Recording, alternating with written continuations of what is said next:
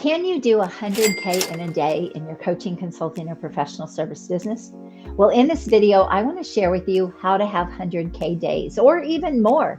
But here's the thing. I want to show you how to do it with high-end clients, with premium services, and I want to show you how to do this as a rinse and repeat system that you can put into your business to do this whenever you want. This is how you can have unlimited growth. Now, before I jump in and go through my 4-step system, I want you to know that I cannot promise you that because you watch this video or even go back and try to do the things I'm talking about, I cannot promise that you're going to have a $100,000 day, okay? But I am going to show you the system that I use in my own business to be able to do this and the system that I have for my clients who are ready to also do this in their business. So that's what I'm going to walk you through. All right. So I'm going to go through a formula that I have created through the years. It's so impactful, first of all, that I used to run it live. I used to do these things live. But then when I came online, I found that it was so much more powerful virtually. And the reason for that is, number one, I didn't have to go rent a room. I did not have to get food. I could play all over the world and not just in my local market. And so I used to love to run small workshops, small intimate events, seminars, and then close the room. When I say close the room, close people into my offers, into my services.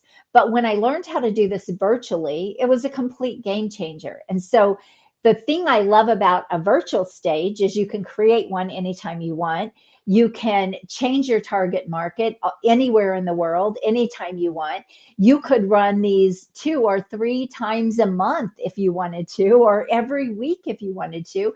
It really is, it's unlimited what you can accomplish when you learn this system. So that's what I'm excited to share with you. The first time I ran this virtually and kind of dialed in my system, I had my first $150,000 online. But it really all came from one event. It came from one virtual event that I did. So let's dive into the 4-step system. And again, not making any promises or claims. This is not get rich. There are some moving parts that go into this. You do have to be good at what you do. I just want to talk about that. You want to build your workshops around things that you're good at, things that other people value and would want.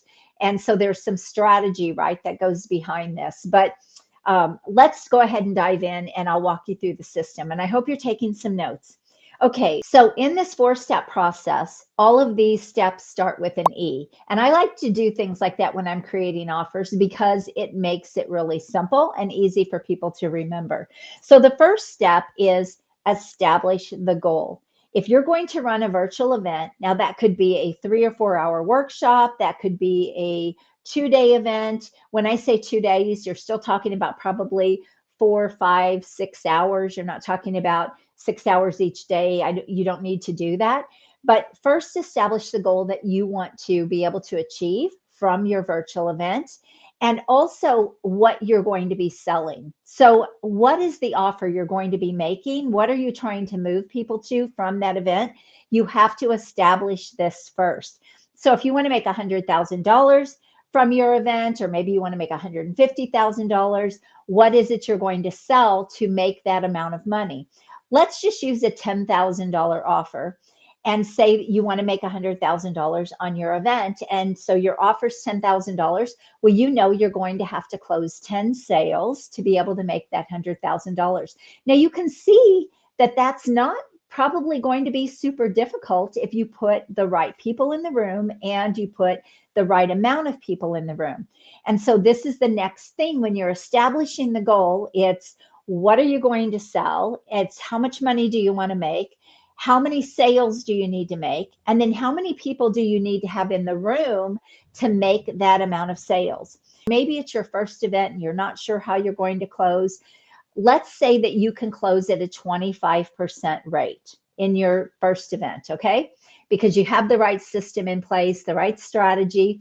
Well, that means you're going to have 40 people in the room to close 10 sales. So 40 people is not the same as having hundreds of people in the room, which is what you see a lot of gurus out there doing, right? They have hundreds of people in the room. And with a premium model like this, and keeping your workshops and your virtual events intimate and small, you don't have to have as many people. You can literally do this. You can do 100K days with a handful of people. And that's the beauty of this type of a model. I love this because, again, you can run them whenever you want. You can create your own stage, and you can do them as often as you want, to be able to build your business and really grow your business into multiple 6 and 7 figures. I mean, just think about this. If you ran one event a month and you could make $100,000 at least in every event, by the end of the year, you've got a $1.2 million business. So it's really a powerful strategy to be able to use in your business, and to have that scalability, and also have predictability and consistency when you really get this dialed in. So it's such a great way to grow your business. All right, so establish the goal. What are you selling? How many people do you need to have in the room to make the sales that you want? Right? What's the amount, the price of the offer? And then how many sales do you have to make? So that would be establishing the goal. The second step is engineer the event. All right. When are you going to have the event? How long is the event going to be? Remember, I said it could be 3 to 4 hours. It could be 2 days. And 2 days doesn't mean 2 full days. I'm not talking about that. I'm talking about maybe 2.5 to 3 hours each day. Here's what I want you to know. The higher the offer, the more time you want with them. So if you're selling something for 25 or 30 or $50,000, you're probably going to want to go more the 2-day event. But it's not cookie cutter. There's not a one size fits all. These are all pieces that I help people figure out. But you're going to want more time with people if you're closing them into something higher. So the longer you're with them, the more likely you're going to be able to close them into those much higher packages and offers. But think about this. If you're selling something for $25,000, you only need 4 sales to have a $100,000 event, right? Okay, so you want to engineer the event. So when are you going to have it? How long is it going to be? The other thing is, what is going to be the title of the event? Now, you need to know who the event's going to be for. And when you set up the title should actually sell your event. It should pull the right people to want to come to your event. So this is really important. Also, think about the content that you're going to have in the event. And I like to say your content should lead people and influence people all along the way to want to buy more from you at the end of the event. So as you're doing great content with them, and you're really teaching and educating in your event, and you're really giving and you're serving, it should also be naturally leading people. Your content should be leading people to want to purchase and go deeper with you and actually get your help on the things that you're talking about. So that's the best way to structure the event. The other thing is, how are you going to actually fill the event? So when I say engineer the event, this is like all the pieces that you're going to need. So your content, your title, when you're going to have it, the date, the time, how long it's going to be, and then also how are you going to promote it, and what are the ways you're going to fill the room. So these are all parts of engineering the event. All right. Step number 3 is execute. So execute is when you actually fill the event. You go out, you get the people in. Now, there are a lot of ways to fill the events, a lot of ways. I see a lot of coaches and consultants, professionals who say, I don't like doing events because they're too hard to fill. There's reasons why you might think they're too hard to fill. Now, I can think of 1 or 2 that I've held that they didn't go the way I wanted, but that's rare. So there are a lot of ways to fill your events. A great way to fill your event is if you want to bring in a speaker, someone who complements your services. They have your perfect audience, but they don't do what you do. You can actually invite them in to speak at your event, and then you can promote it to their audience and get people from their audience to come into the event. Now, you can also do a revenue share. So when that person comes in and speaks, you can offer to give them a a percentage of any sales that are made from the people that they brought into the event. So there's a lot of ways to structure this. That's a way to really kind of do it for free, like without running paid ads. Some other ways to promote it is you can do outreach with virtual assistants. You can promote it everywhere on social media, let people know you're running this event, have them go register.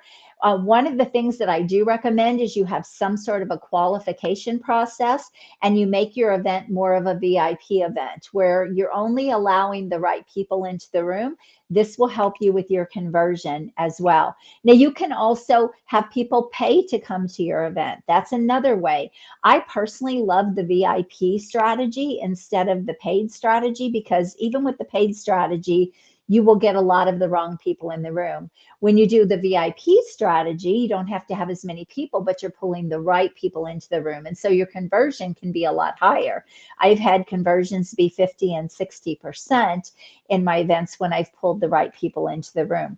So I love a VIP model or a VIP strategy. But that being said, you can charge a little bit of money for people to come to your events and then, pull as many people into the room. You can run paid ads. You can do joint venture partnerships with people where they are cross promoting to their audience. So there's a lot of ways to fill events. And again, you can be promoting this everywhere with everything that you do in your content, if you're already doing things on social media or you're out there networking, you're just promoting your event. You're trying to move the right people into your event. So I believe that if you're having trouble and you feel like it's just draining to promote your event or to get people into your event, I believe that you've got a disconnect in how you're doing things. So that needs to be tightened up, and that can help you. All right. So execute. So you fill the event. Now you have to host the event, right? And when you host the event, you really want to just show up and have fun and serve and really just be there for people and show them your expertise, but also give them real value. And again, you want to be able to move them down what we call that buyer's journey. The whole idea of an event that's face to face, where you're virtual and you're in a room with them, the whole idea of that is that you're really building that connection. You're breaking down those walls. You're building the know, like, and trust with people. And they're really seeing your expertise, and they're seeing what it would be like to work with you. So it's really powerful. And that's the thing I love about it so much. And you get to really connect with people. And when you have a room that's smaller, where maybe you only have 20 or 30 or 40 people in the room, you get to know people and you get to really connect with them. So it's super powerful. And this is also, though, why the conversion is really high, again, when you pull the right people into the room.